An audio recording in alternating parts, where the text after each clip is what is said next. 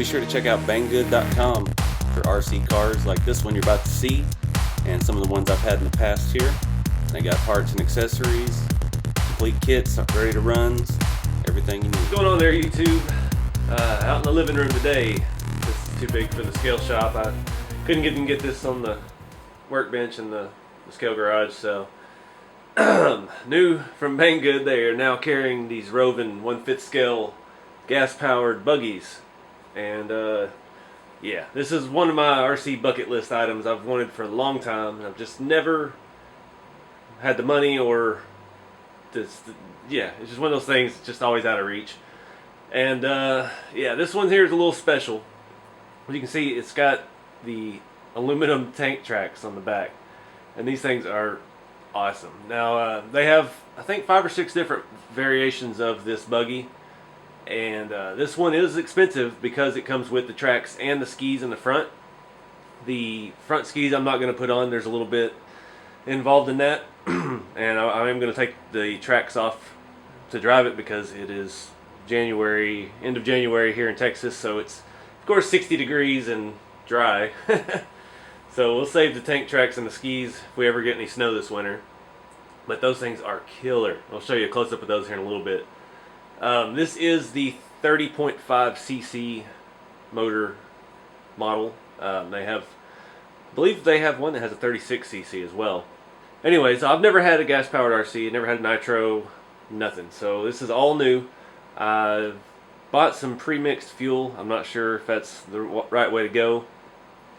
For right now, I couldn't find anything clear online about what ratio to mix the oil. Everybody kind of has their own opinion about it.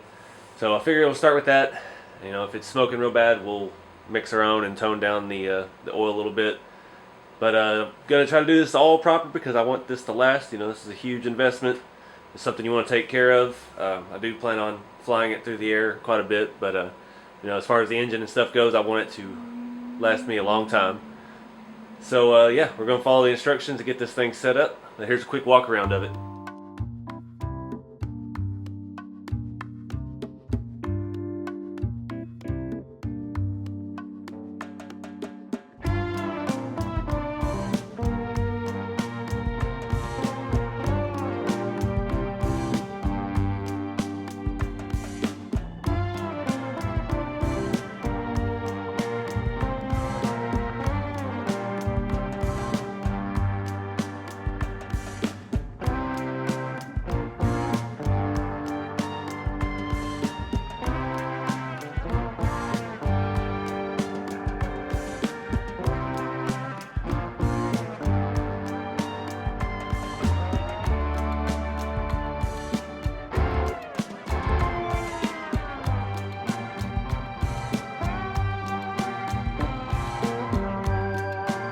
So, thing's pretty awesome. Those, like I said, those tracks are killer. And all this, it's got plastic wheels here, and the actual grips on the track are like a really hard tire rubber. All of this is aluminum that holds it together, and all of the inner structure with the gear and everything is aluminum. It's got a big tie rod for adjusting the tension. It's got a shock on the back to allow it to give a little. The skis are very heavy-duty plastic, and they come with this bag of aluminum goodies to make them work. Like I said, we're not going to do that just yet because the weather is not right for it. But you can tell how big this thing is. I mean, it's big. I just can't get over the size of it. It's like a little kid's dream to have a giant RC car. What else has it got? It's got a decent-looking radio. It's got a digital display. Looks like a variant on a what's that brand? Those decent brands, and it's actually pretty solid feeling. It's a little bit nicer than some of the things that come with the HG. Depending on where you get it and how long it's been since it was produced, I'm sure there's lots of variations as far as what radio comes with these things. This is a pretty new model, so that's probably their current radio system it comes with. But yeah, so I'm going to get started here on the instructions. It's got a nice clear instruction booklet. First thing it does show is remove the body and mount your antenna. Ours is already mounted. Mount the rear wing, which looks pretty easy. Goes in with body pins and some other pieces. Then says we need to charge the battery, the internal battery for the servos and stuff. I have to find the charger. I'm not sure where that is. So let me get that started, and we'll find. I see it. It's in a little box over here. All right, so I got the wing on. It just goes on with body clips. The mount that it attaches to is actually adjustable for different angles. Not sure you're really gonna get enough downforce to justify it, but it's cool nonetheless. So I removed all the body clips and pulled this Lexan body off. This is decently painted. I already peeled the protective coating off of it. Got this little front nose piece. I'm gonna take it off just to see what's underneath it. Got a gigantic servo. This thing is stiff. Gigantic steering servo. We have a throttle servo. We've got our electronics box here. Now, I did find the wall charger, but it does have a standard Tamiya plug, so if I can find out what it is exactly, there's a connector right there, how many milliamp and things it is, I can charge it with my quick charger and hopefully speed things along a little bit. This thing is nice. I think it's really nice. I know these are a knockoff of the HPIs and stuff like that, but these have been around for so long now, and you know, there's so many variants of them, there's so many updates and things they've done to them. It's pretty impressive. It's got all metal frame. Can't tell if that's aluminum. It's pretty thick. All aluminum shocks, which actually look really nice. It's even got rubber boots over the bottom of the shock to keep debris off of your shaft. I know that if you look on eBay and things like that, you can buy these for under $1,000 that are already upgraded with everything all aluminum. Really though, as heavy as this is, I don't think I would want aluminum control arms and stuff. At least with this stuff is super thick, super solid.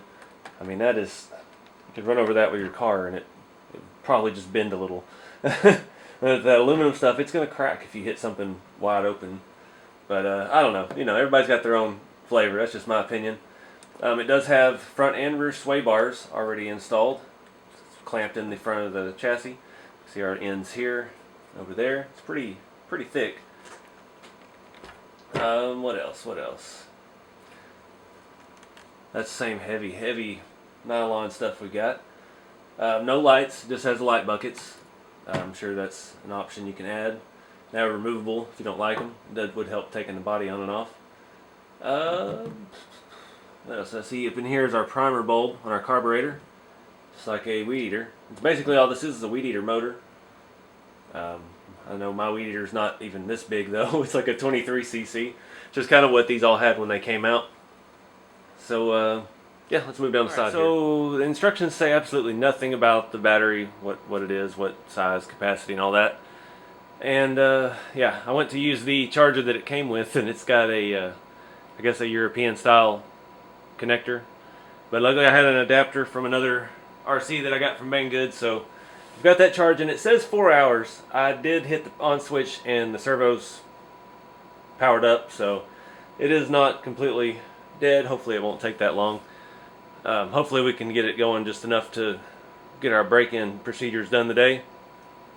One thing that I've read everywhere on these, I don't know how current the information is or not, everyone says that you need to Loctite it. You need to take it apart and Loctite everything because it's not Loctited from the factory. I'm not going to do that because I'm not going to, you know, the first time we're going to run it and see how it is and everything and break it in, get a feel for it. Then we'll come back and check everything on it. I'm not seeing, I mean, that's a nylon nut. I'm not seeing a whole lot of places to use Loctite. The tracks, maybe.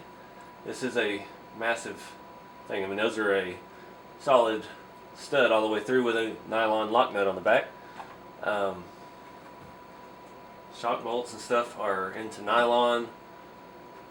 So I don't know. I'm not sure what parts used to come loose, still come loose, or anything like that. So we're just going to roll with it as it is because I don't want to tear it completely apart.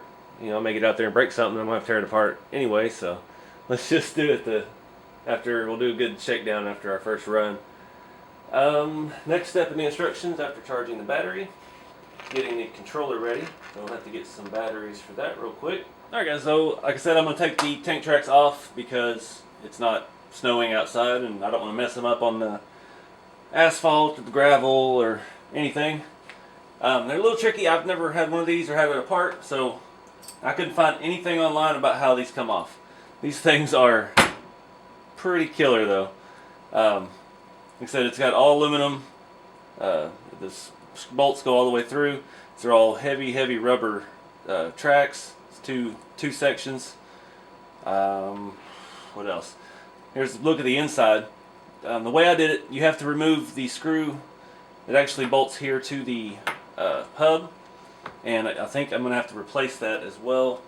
Not sure if it came with another one to do that with, but that's where your shock mounts right here. It has this aluminum adapter that fits in there, and you run that long screw through the shock. You can get it from inside through the spokes. Then you have your hub. You have to loosen up you have a screw here in the middle inside your actual output shaft. Loosen that up and then push the pin through, and the whole entire assembly slides right out. And then it has these hubs here, and they just slide on. Put your pin through, tighten up your screw in the middle, and that locks it in place. Then your wheel will slide on, and this is your wheel nut, and you're good to go. It does have a perforated side here to help bite into the plastic wheel. That wouldn't work very well if you had aluminum wheels, but yeah. So I hope that helps somebody, because that was kind of tricky for me. But yeah, let me see if I've got that screw. Looks way too long now, so I'm going to leave that with this stuff. I'm trying to keep this all organized so I don't lose it. And let me look at the hardware bag for the tracks. I bet it's got screws in there that I need. The instructions were not very good. They sent me this with the tracks, and it shows how to put it together, but everything's in Chinese, I assume, and the pictures are very dark, very hard to tell what's going on. I have no idea how the front skis go on. There are some aluminum pieces that mount to the hub and go down to where the ski mounts on the ground and all that. Alright guys, so real quick, a couple things I forgot to mention. This is the more expensive model that comes with the tank tracks, but it does come with these tires and wheels as well. So you're not just buying one option. You still get the original base buggy with the 30.cc engine, tires and wheels, the whole 9 yards, and you get the tank tracks with it. So it's just kind of like a bundle deal. Alright guys, so we're ready. See, I got some RC Everyday stickers on it. Trying to clean it up a little bit. This little radio, like I said, not bad. We've got a little digital screen here. It shows has some readouts for temperature and things like that. I'm not sure if that actually functions. And again, I'm new to all this stuff, guys, so I don't really know. I've never had gas powered anything, so steering is very strong. I'm pretty surprised how quick that servo is for as large as it is. You see our steering throttle.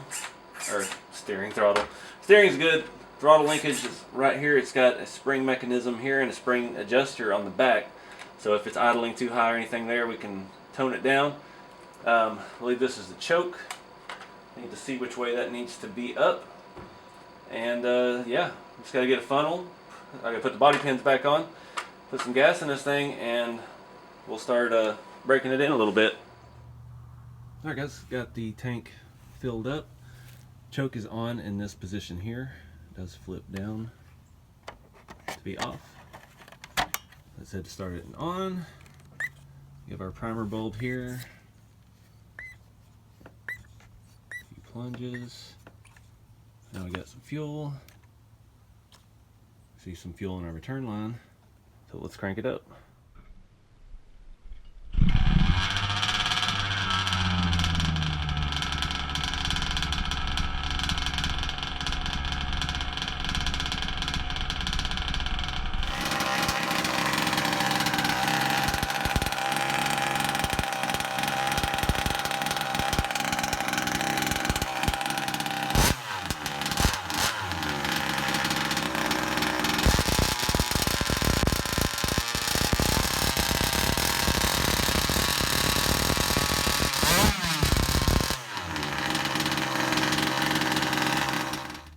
Okay, so I had it backwards on the choke.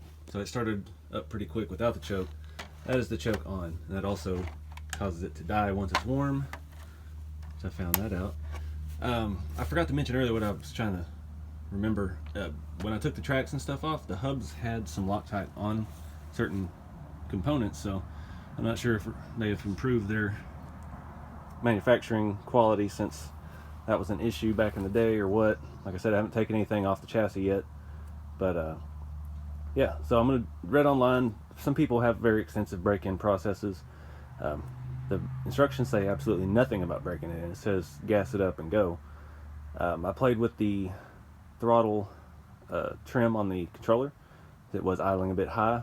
I'm not sure how that'll translate into actual driving, but I'm gonna let it run for a while, just idle, do slight revs, try to get it hot, let everything set in, and we'll top off the tank again and take it back out.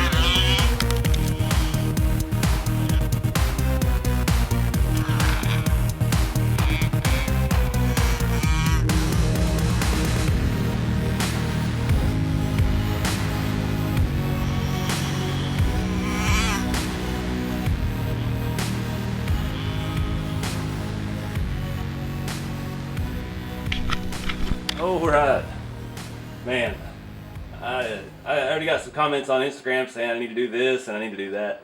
The thing is uncontrollable. I don't want it to go any faster. This thing is quick. Man. So as you can see from the mud on the top, I've rolled it several times. I stuck it in the... I was going to jump onto my street. I have a ditch and I jumped the street, and you saw it went over the street and landed nose down in the ditch on the other side of the road. Dude, this thing is wild. I did hit one of the gutter spouts on my house and flattened it. A couple things I've noticed. It seems to be running fine. I think it's not very hot. It is a cool day, but it's not hot. Nothing seems out of sorts with it. Seems like that's a good oil fuel mix. And I think that's 50-to-1. And it's pre-made, you know, it's easy to deal with. Not sure if you can tell with the camera angle. My camber is off pretty bad on the rear.